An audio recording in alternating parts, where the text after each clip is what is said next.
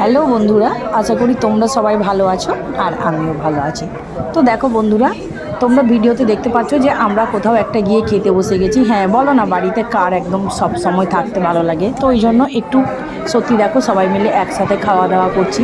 তো তোমরা ভিডিওটা দেখে সবাই বুঝতেই পারছো যে কোথাও একটা বাইরে চলে গিয়েছি। হ্যাঁ, আর দেখো একই সবসময় কাজ করতে করতে একদম বোরিং ফিল করি, তো মনে হয় কোথাও একটু চলে যাই। তো এই দেখো খাওয়া দাওয়া তো নিজেদের ফ্যামিলির মধ্যে নয়, এটা আমার ফ্যামিলি বলতে একটা স্কুল।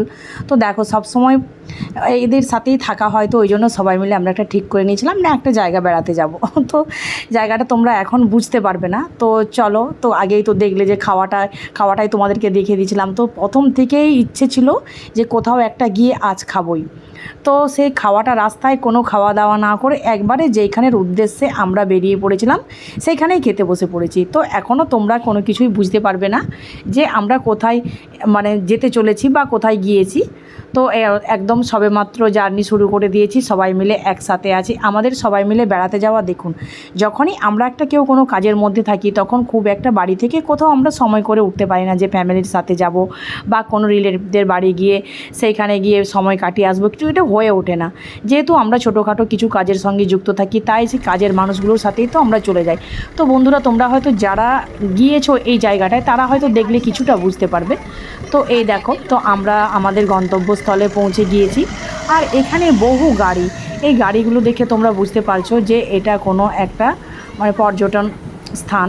তো আর এই দেখো একদম জঙ্গলে ঘেরা, খুবই একটা শান্ত নিরিবিলি জায়গা। এখানে এলে মন অটোমেটিকই ভালো হয়ে যাবে। আর আমরাও তাই পৌঁছে গেছি এখানে। তো এটা আমাদের শালবনী থেকে বহু দূর, বিষ্ণুপুর। তো এখানে আমরা আগে থেকেই ঠিক করেছিলাম যে আসবো, অনেক দিন থেকেই ইচ্ছে হচ্ছিল। তো ঠিক দেখো চলেই এসেছি আজকে।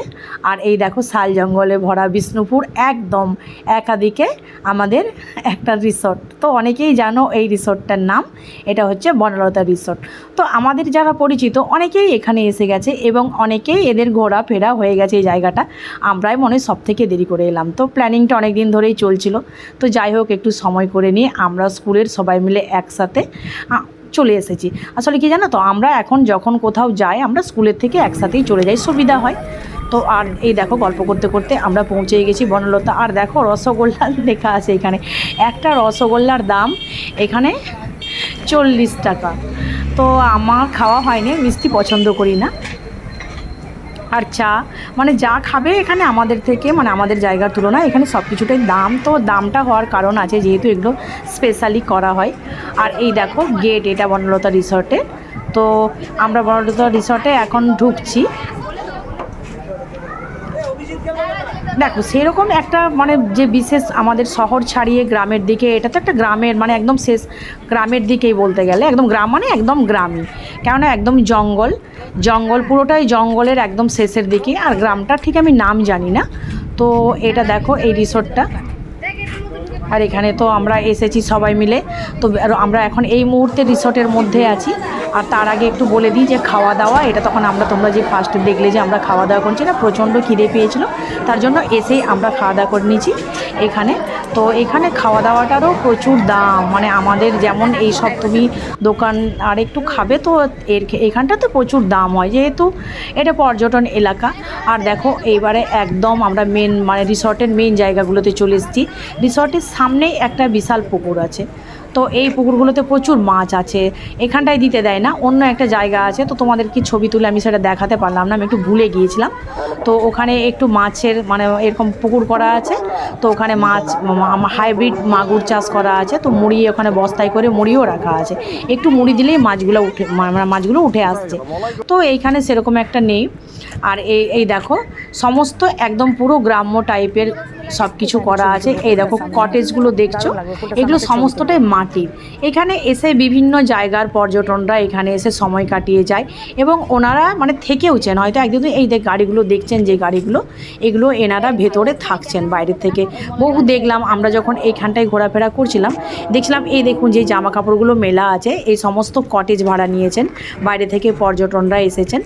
তো এগুলো সমস্ত না মাটির তৈরি করা, কোনো ইট কাঠ বালি দিয়ে নয়, প্রত্যেকটা মাটি এবং খড়ের ছাউনি। তো এখন তো মানে এখানে প্রচুর রোদ্দুর, আর এই কটেজগুলো এখন খুবই আরামদায়ক আমাদের সব, কিন্তু আমরা তো আর থাকতে আসিনি, আমরা বাড়ি ফিরে চলে যাব, একটুখানি সময়ের জন্য এসেছি। আর তোমাদেরকে আমি একটু ঘুরিয়ে ফিরিয়ে, যারা না এসেছো তাদের জন্য, অনেকেই আমার পরিচিত যাদের কাছে আমি বলেছি যে আমরা আজকে বনলতা যাব, অনেকেই বলেছে তোমরা এখনও যাওনি। আর দেখো জায়গাটা কি সুন্দর বন্ধুরা, বললাম না পুরোটাই মাটি এবং খড় দিয়ে বাড়িগুলো বানানো। আর এই যে দেখছো প্রত্যেকটা কটেজের সামনেই গাড়িগুলো দাঁড় করানো আছে। আর সবথেকে মজার জিনিস হলো দেখো এই যে জিনিসগুলো দেখছো, এখানে বিষ্ণুপুরের বিখ্যাত সবাই জানো যে পোড়া মাটির কারুকার্য, মানে শিল্প, এখানটা পোড়া মাটি দিয়ে এই যে সবগুলো জিনিসগুলো বানানো হয়। আর বিখ্যাত একদম পোড়া মাটির জন্য সবাই জানো যে বিষ্ণুপুর, যা জিনিস হাত দেবে পুরোটাই পোড়া মাটির কাজ। এই দেখো সব ফ্রুটগুলো সব পোড়া মাটি দিয়ে, এ ইচ্ছে ছিল কিন্তু কি বলো তো, আনার বাড়িতে সেই রকম ভেঙে যাবে, আবার গাড়ি করে আনতে হবে। তো দেখো বন্ধুরা এদের সেরকম কিছু কেনা নেই, তো কত আর নেবো। এই দেখো সাইকেল একটা, এটাও মাটি, সবগুলো সমস্ত জিনিসটাই এখানে পোড়া মাটির দিয়ে তৈরি হয়েছে। আর আমি একটা জিনিস এখানে নিয়েছি, তোমরা দেখতে পাবে যে একটা মাটির জলের বোতল।